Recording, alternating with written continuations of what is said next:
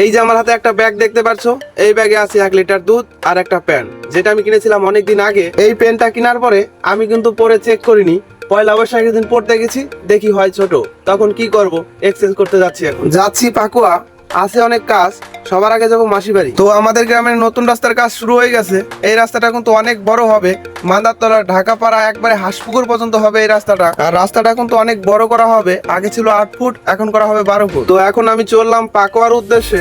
আর এই যে একটা রাস্তা দেখতে পাচ্ছ, এই রাস্তার সামনে গেলে হয় একটা মেলা।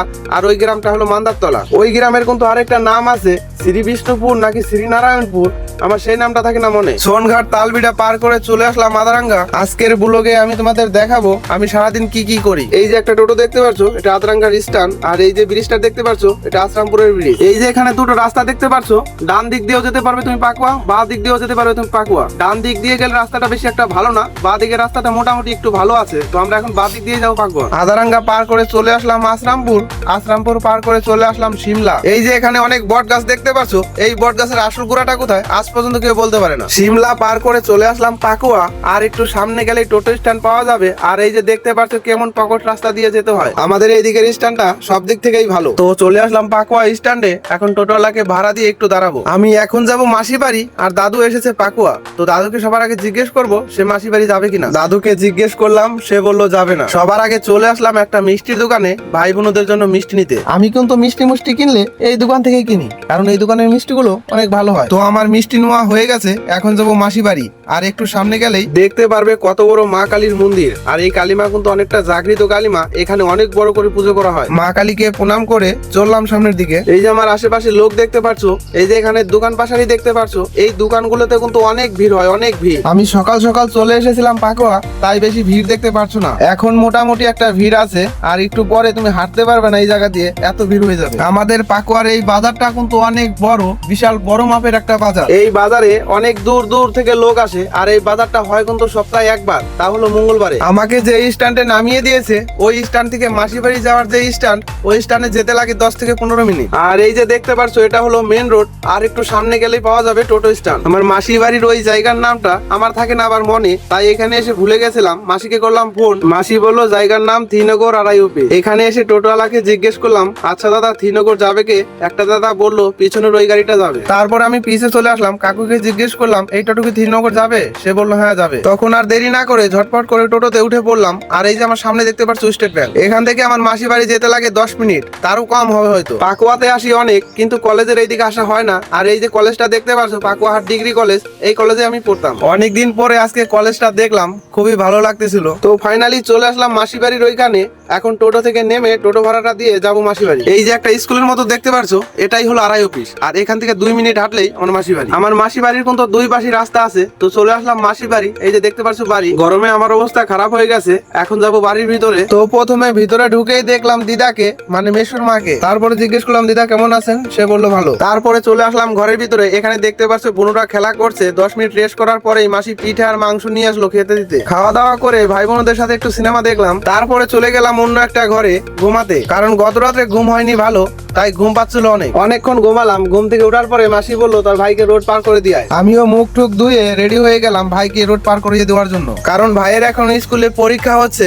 একটা পরীক্ষা হয়েছে, আর অনেক পরীক্ষা আছে বাকি, তাই পড়াশোনার চাপটাও একটু বেশি। তো ভাইকে রোড পার করে দিয়ে আমি এখন চললাম মাসি বাড়ি। আমার মাসি বাড়ির সামনের প্রকৃতিটা কত সুন্দর, তোমরা একবার দেখো। এই জায়গাটা কিন্তু আমার বেশ ভালো লাগে। আমি মাসি বাড়ি আসলে এই রাস্তায় একটু ঘোরাঘুরি করি বিকালবেলা। তো এখন যাব ভিতরে। আর এই যে আমার হাতে একটা ফোন দেখতে পাচ্ছ, এটা নিয়ে আমরা ছোটবেলা কিন্তু অনেক খেলাধুলা করতাম। তো মাসি আবার থাল নিয়ে আসলো, ভাত দিবে খেতে।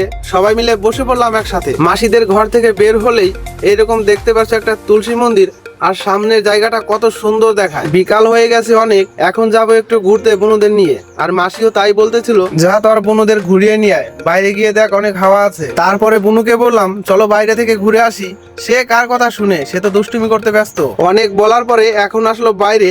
আর সত্যি কিন্তু বাইরে অনেক হাওয়া ছিল। এই জায়গাটা তোমাদের ঘুরিয়ে দেখাবো। এই জায়গাটা কিন্তু অনেক সুন্দর একটা জায়গা, পরিবেশটা খুব সুন্দর। আমার বোনু আম গাছটা দেখিয়ে বলছে আম গাছে একটাও আম নাই, আমি দেখলাম উপরে কয়েকটা আম আছে। তারপরে আমি জিজ্ঞেস করলাম, কেন তুই আম দিয়ে কি করবি?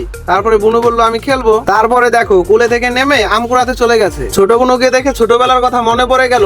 আমরাও কিন্তু যখন ছোট ছিলাম তখন ঝড় বৃষ্টি হলে আম কুড়াতে চলে যেতাম। আর এখন ঝড় বৃষ্টি তো দূরের কথা, যদি আকাশে বিদ্যুৎ চমকায় সবার আগে চার্জার খুঁজি, মোবাইলটাকে চার্জ দিতে হবে এই বলে। বর্তমানে মানুষকে খেতে দাও আর না দাও, মোবাইলের রিচার্জ আর ব্যাটারি ফুল চার্জ, বাস এটুকু হলে যথেষ্ট।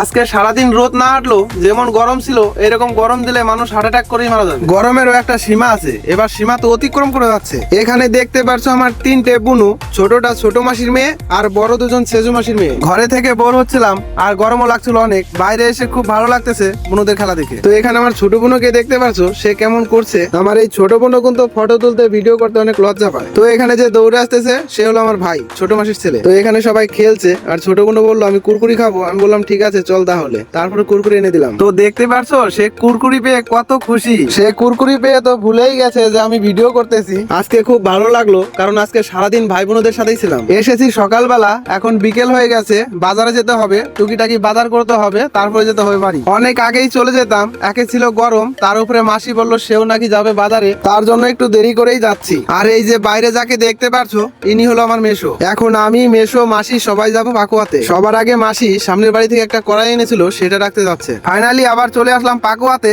এখানে আমার টুকিটাকি বাজার আছে, বাজারটা করেই চলে যাবো বাড়ি। আমি প্রথমে চলে আসলাম মুদিখানার একটা দোকানে নিভিয়া ডাক স্পট নিতে। তারপরে চলে আসলাম লাইনের দোকানে তার নিতে, বললাম 30 হাত তার দিতে। এখান থেকে তার আর একটা পাইপ নিয়ে চলে এলাম ওষুধের দোকানে। আমার একটা বন্ধু ফোন করে বললো ওষুধ নিতে, তাই ওষুধ নিতে চলে এলাম। ওষুধ নেওয়া হয়ে গেছে, এখন যাচ্ছি টোটোর ওইখানে, গিয়ে দেখবো টোটো আছে কিনা। আবারও চলে এলাম পাকুয়া মা কালী মন্দিরের সামনে। মা কালীকে একটা প্রণাম করে চললাম টোটোর ওইখানে। টোটোর এখানে এসে দেখি টোটো নাই একটাও, সব গেছে চলে। তখন আর কি করবো, আদারাঙ্গা টোটোতে উঠলাম, বন্ধুকে করলাম ফোন। বন্ধুকে ফোন করে বললাম আদারাঙ্গা আয়। আমি গ্রামের টোটো একটাও ধরতে পারিনি, সে বললো দাঁড়া আমি আসতেছি। তারপরে হাঁটতেছিলাম, একটু পরে আসলো বন্ধু, এখন যাচ্ছি বাড়ি। যেই বন্ধু তোমার বিপদের সময় কাজে আসে সেই হলো প্রকৃত বন্ধু।